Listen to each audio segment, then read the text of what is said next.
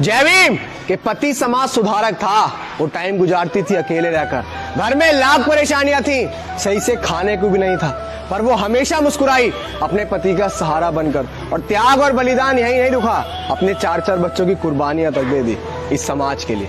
ये त्याग और बलिदान यही नहीं रुका, अपने 4-4 बच्चों की कुर्बानियां तक दे दी इस समाज के लिए।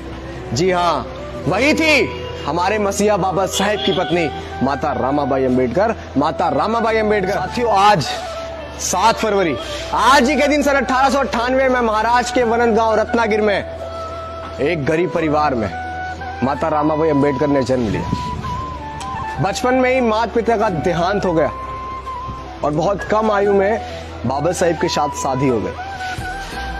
जब अपने परिवार में थी, बचपन में जिसके सर से माँ बाप का साया उड़ जाता हो, वो किस खुशी से और किस गम से रहती है वो सबको पता होगा।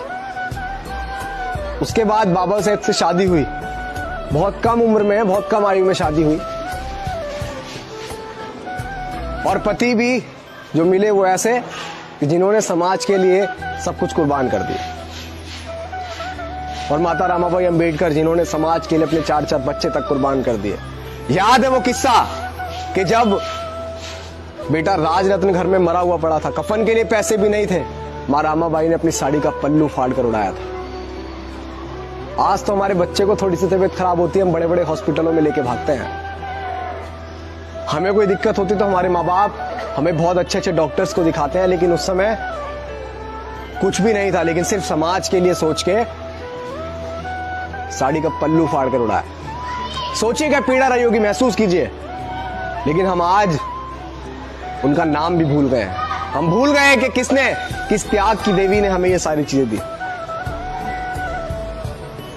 यथा त्याग, समर्पण, बलिदान के प्रति मूर्ति माता रामाबाई अंबेडकर को उनकी जन्म जयंती पर हमारा कोटि कोटि नमन।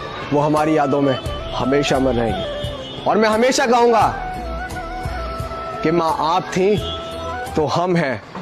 ये करोड़ों देश में रहने वाले शोषित, वंचित, पीड़ित लोगों की स्वाभिमान की जिंदगी है। आप थी तब है ये। और हम सबकी जिम्मेदारी बनती है कि मां रामाबाई अंबेडकर को घर घर तक पहुंचाएं, उस मां को घर घर तक पहुंचाएं जिनकी औलाद हम सब हैं। क्योंकि उन्होंने जो 4-4 बच्चे कुर्बान किए वो हमारे लिए, अपने आने वाली पीढ़ी के लिए। एक बार फिर से उनको उनकी जन्म जयंती पर हमारा कोटि कोटि नमन। वो हमारी यादों में हमेशा अमर रहेंगे।